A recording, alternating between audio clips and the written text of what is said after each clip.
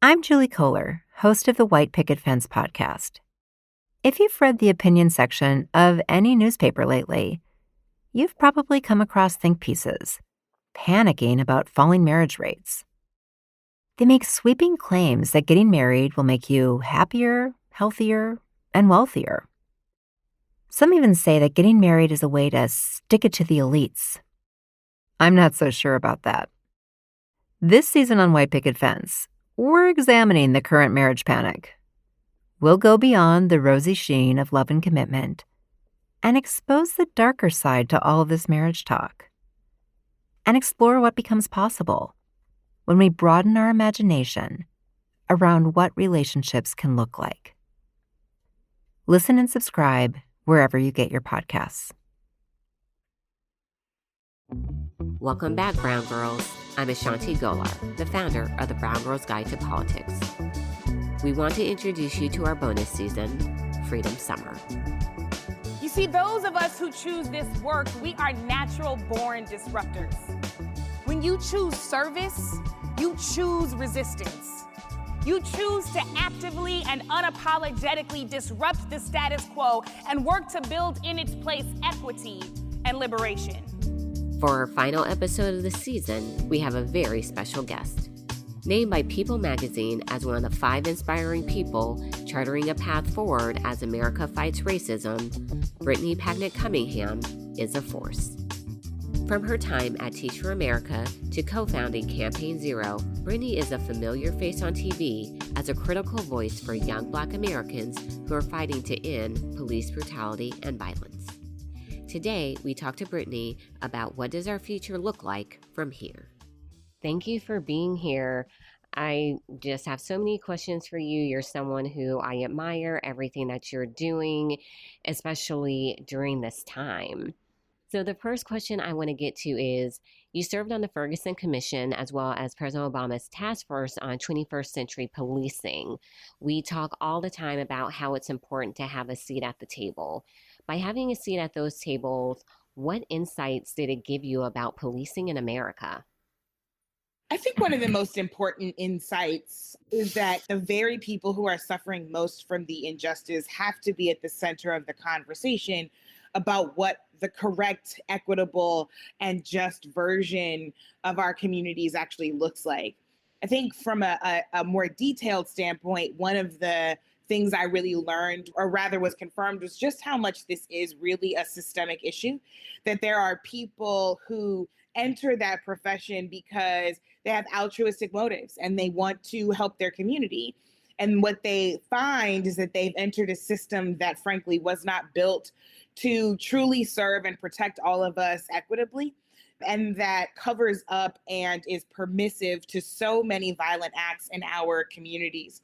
Lastly, I think from a policy standpoint, one of the things I really learned was just how dispersed policing policy is. There are over 18,000 police departments in the entire country. And so, yes, there is work that has to be done at the federal level, and the Department of Justice needs to take great care to pay attention to those things. But there are also a number of things that have to happen at the level of the state legislature, the governor, the state senate, and there are many, many things that have to happen locally, that often it is mayors who are appointing and hiring police chiefs, that often it is local police and fire boards who are approving police union contracts that can be worded in ways that are not transparent to the public and can actually subvert justice. So these are the things that we have to pay attention to at every single level, federal, local, and state, to remember that if we are honestly, truly going to get to a place where we dismantle systems that do not work for us and replace them with systems that work for all of us, then we have to be diligent at every single level of the policing conversation. I love how you went through just when we're looking at elected office, public office, that criminal justice reform, police reform, it runs through so many offices. And this is why people really need to pay attention to who they elect, because these people really do have a strong impact on policing in America. So thank you for walking us through that. Certainly. So I want to get into something that a lot of people actually deem controversial: the words defund the police. This is scary to so many people. At the beginning of the movement that we've seen over the past few weeks, there wasn't a lot of support for defund the police. But over the past few weeks, we have actually seen support increase. In your own words, what does it mean to defund the police and why is it important? So, what people have to understand is that defunding the police is half of the equation. It is a necessary rallying cry to provoke people's imagination and belief that there can be more. But once you move the money and you divest from traditional structures of policing that have continued to carry out violence in Black, Brown, and Indigenous communities, you have to move that money and reinvest it into the things that truly keep our communities safe. So, the journey that Minneapolis is going through right now is a great example of this. They said, we're going to dismantle our current police department. They were led to that by not only their city council, but by the organizers and activists that made such a radically imaginative future possible, by the organizers like the first Black student body president at the University of Minnesota, who compelled her schoolmates to push the school to disconnect and end their contract with the Minneapolis Police Department, followed by the K through 12 school system that did the same. So what we're seeing as Minneapolis is on this journey of reimagining and reconstructing public safety in their city is, yes, the dismantling of that police department. And it will happen in phases. I think so often when people hear defund the police, they get scared because immediately they hear kind of the chaos of Gotham without the protection of Batman. And that's not what we're talking about. This will happen in pieces, it will happen thoughtfully, and most importantly, it will happen with the leadership of the community. Because the second step there is to actually gather the community and the mental health experts, the community organizers, the safety experts, the public health experts, gathering those folks together to say, what are we going to design in its place? Where should the money that used to go to policing go instead? So when we see a school district like LA Unified School District, one of the largest in the nation, when we see them say that they're going to end the practice of having police in schools, that's tens of millions of dollars that can then be reinvested into different aspects of education that our young people desperately need, into creating systems of restorative justice, into creating systems of support and mental health care and counseling for young people, into ensuring that there are no more schools that have police officers, but no counselors and mental health supports. So these are the kinds of efforts that we are talking about when we're talking about defunding the police. We're not talking about leaving people without protection. We're talking about building protections in the system, baking it into the system from the ground up so that people are living happy, healthy, whole, thriving lives from the very beginning, so they don't have to be over policed when something has happened or when something is suspected to have happened. We're talking about a broad community vision here of building safety from the ground up instead of over policing people from the top down. Thank you so much for what you said about defunding the police. And we are starting to see so many Americans who are moving along and opening their eyes to the racial injustice across this country. And one of the things that we had in response to the protests was also Blackout Tuesday. And you were actually against Blackout Tuesday. And for our listeners who don't know, this was a day when users posted black squares to their social media accounts in support of Black Lives Matter. You talked about how it ended up leading to the suppression of Black voices and important information. So for those people who may not get it, can you explain more about how these types of protests, which are supposed to be supportive, can actually be ineffective? And in your opinion, what are some better ways to support the movement? So I'm not against the idea of digital organizing. I am against us not being thoughtful and critical participants in what digital organizing and digital protest actually looks like.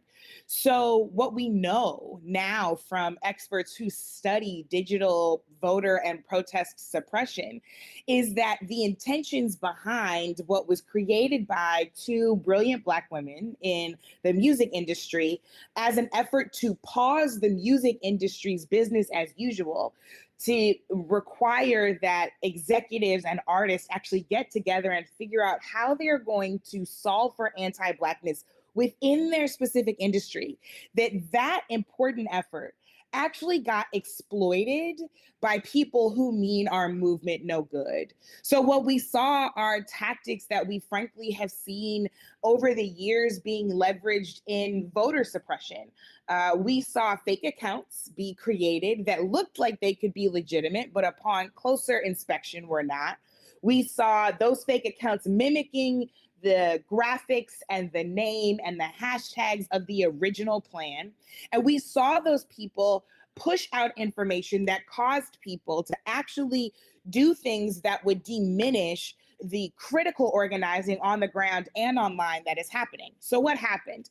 Because of the confusion and chaos that was caused by those people who exploited that moment, we saw people posting Black squares and tagging Black Lives Matter in it. So suddenly when you clicked the hashtag Black Lives Matter, which was previously a source of information, a source of action that people could take, a source of resources that people could take in order to build their anti-racist muscle, both personally and more broadly in society, we saw all of that important content be erased. We saw organizers who use the Black Lives Matter hashtag to communicate important actions happening in their community, everything from jail support to protests that were happening to the truth of information of police officers who were kidnapping protesters. All of that stuff got erased and buried by a bunch of Black squares. And that was precisely the intention of people who exploited what started off and was intended to be a powerful action of solidarity within the music industry. So we have to be critical participants of digital protest strategy to make sure that whatever we're doing, we have investigated and really examined and interrogated to make sure it will be helpful and not harmful. To your question about how we make sure, again, that we are helpful and not harmful, we have to question whether or not what we're doing is merely performative or if it will actually inspire action. So if you were posting a Black square and you may or may not have posted the hashtag Black Lives Matter in the caption, were you linking to any information that would cause people to do better work?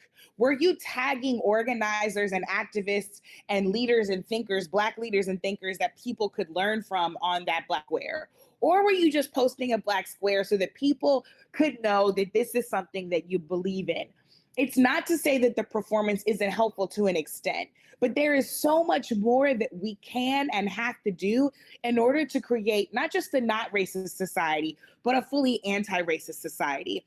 An easy test for us to be doing is whether or not the action centers us or it centers the very people that we say we are standing in solidarity with. It could have been far more powerful to see non-Black people decide to post the work or the art or the photographs of Black leaders, thinkers, artists, and organizers who have been doing the work to direct people to go and follow them. It could have been far more powerful to ensure that Black people were not confused because theirs were the very stories and experiences that needed to be lifted up on a day like that and not silenced. So these are the kinds of questions we should be asking ourselves when it comes to participating in digital action. The best digital actions are the ones that require that we do something.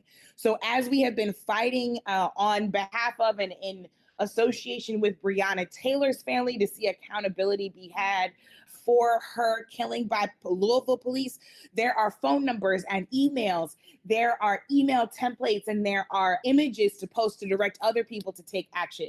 When we look at the case of young Grace, a Black girl who is 15 years old, incarcerated in Oakland County, Michigan for not doing her homework, there are actions there to take. There are petitions to sign. Again, there's contact information so that you can be actively advocating on Grace's behalf and all of the Graces who are out there in our country who are wrongfully incarcerated.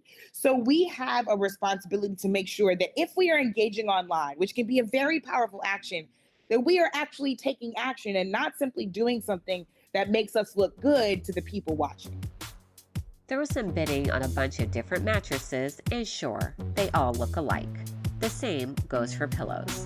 But peel away the layers, look at what's inside, and you'll see they aren't all created equal. And that's what makes every purple pillow and mattress unlike anything you've ever slept on. In the lead up to the fight of our lives in this election, I've had some less than restful nights. But it's important I'm on my A game while working to train so many incredible Democratic women who want to run for office. And that's why I've turned to purple. With proprietary technology that has been innovating comfort for over 15 years, I wanted to see what all the hype was about. Turns out, the Purple Grid does set the Purple mattress apart from every other mattress. It's a patented comfort technology that instantly adapts to your body's natural shape and sleep style. With over 1,800 open-air channels designed to neutralize body heat, Purple provides a cooling effect other mattresses can't replicate. I received a purple pillow and have to say, because it's engineered with the same grid as the mattress, the total head and neck support and added airflow has resulted in a more deep sleep where I'm always on the cool side of the pillow, even if I move throughout the night. For BGG listeners exclusively, Purple is letting you try every Purple product risk-free with free shipping and returns. They even have financing available as low as 0% APR for qualified customers. Experience the Purple Grid and you'll sleep like never before. Go to purple.com/BGG10 and use the promo code BGG10 to receive 10% off any order of $200 or more. That's purple.com/BGG10, promo code BGG10 for 10% off any order of $200 or more. Terms apply. So with that in mind, we actually have a lot of non-brown girl listeners. What would you say to those who are trying to better support the Black community? I think that the first thing you have to do is recognize that this is going to be inward work just as much as it is going to be outward work. And justice work requires that we hold on to both and engage in a parallel track all at the same time. So if we hold any privileges, and they may be racial privileges, gender privileges, privilege of gender identity, right? So I am a cisgender woman. That is a privilege. The privilege of religion. We live in a Judeo-Christian country. The privilege of physical ability. The privilege of sexual orientation. Whatever privilege you hold on to, there is internal work for you to be doing to unlearn the internalized superiority that we have. And there is external work to be doing to stand in solidarity and sacrifice with the communities who are most affected by the issues that we better educate ourselves on. So it is my responsibility as a cisgender Black woman to learn about, listen to, and stand in solidarity with my Black trans sisters to make sure that I am being of help to their work and not of harm to their work, to make sure that I recognize that my liberation, my freedom is completely tied up with whether or not they are free too, and that I'm not free unless they are free. So that is all about me doing things like watching Disclosure Doc on Netflix, which is a clear and accessible and incredibly powerful film that had me questioning so much of the media content, for example, that I had been taking in that I didn't even think about how it was affecting my perceptions of the value and validity of trans lives. It means making sure that I am following trans voices on social media, that I am supporting their work with my money and my time and my ability to amplify their work, that I am buying their books, that I am donating to their organizations, that when I have a chance to pass the mic to them, that I am doing so. And it means also making sure that, yes, when it is time to make a phone call, send an email, stand in protest, sign a petition, advocate for a bill, that I am doing that. And that is a personal example that hopefully people can apply to their own lives. So look at the privileges you you have and think about how you are spending that privilege on behalf of people who don't share it and in solidarity with people who don't share it, rather than hoarding it to keep yourself comfortable. That is work for all of us to do. And it requires us looking in the mirror and working on ourselves every single day, recognizing that we're not perfect and we never will be, but every day is another chance to get better and better and at standing in solidarity with others, and to do the external work of making the world more just and more free for everybody, not just the folks like ourselves. It's so powerful, and hoping you can expand on that a little bit, because we have lots of listeners who are young, who are parents of young children, and they may want to get more involved.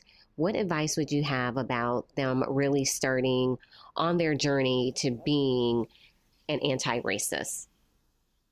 Well, I would start with doing the reading. Things like Ibram X. Kendi's Stamped from the Beginning, Khalil Muhammad's The Condemnation of Blackness, books by people like Bell Hooks and Audre Lorde, books like Redefining Realness by Janet Mock. Those are some of the very places to begin to understand perspective that may not be your own, and to get educated in the discipline of freedom fighting, to get educated in the discipline of what it looks like to see every day, every conversation, every interaction as an opportunity to perpetuate justice instead of perpetuate supremacy. And so I would really start by educating yourself and by filling your timeline, your feed, your podcast selections, your television viewing, your film viewing with the voices of the people who can continuously teach you how to do and be better. Again, this is just as much internal work as it is external work. And, you know, I think about the examples of people like John Lewis and C.T. Vivian, who just entered the heavenly realm as people who it personified the fact that courage is a discipline, and we have to practice courage every single day. So think about not just the big ways that you can practice courage, the protests that you can attend, the actions you can take.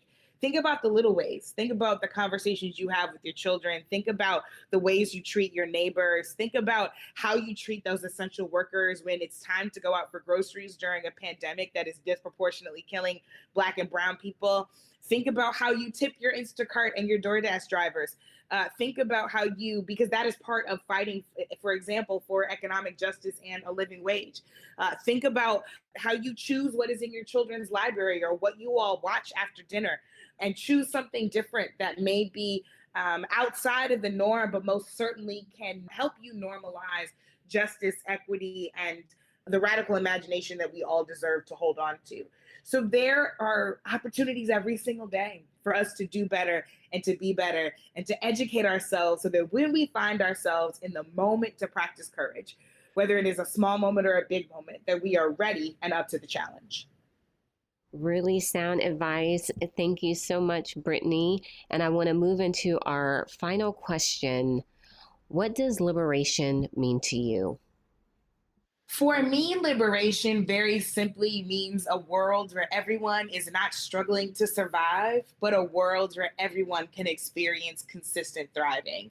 That not only do Black children, brown children, Indigenous children have the space to live, but that the world doesn't kill the genius inside of them, and that all of us have the collective benefit of everyone's genius, of everyone's innovation, of everyone's heart, of everyone's talent, because we support that talent equitably and justly in the world.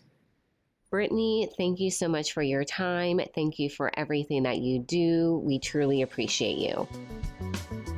Stay up to date with us on the BGG website, www.thebgguide.com, and on our social media, Facebook, Instagram, and Twitter, @TheBGGuide.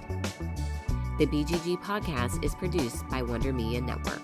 You can find them on Instagram @WMN.media and on Twitter @WMNmedia. Until next time, Brown Girls. Hey everyone, I wanted to share a show with you from some of our friends. It's called Sunstorm, hosted by Aijin Poo and Alicia Garza. Aijin and Alicia are two of the leading organizers in America, and the show is all about how women help each other stay joyful and powerful amidst the chaos of life today. This season is all about finding your lane. Each week, they talk to their friends and heroes about inspirations, finding your center, and what each one of us can do to make the changes we want to see in the world. Subscribe to Sunstorm wherever you're listening to this show.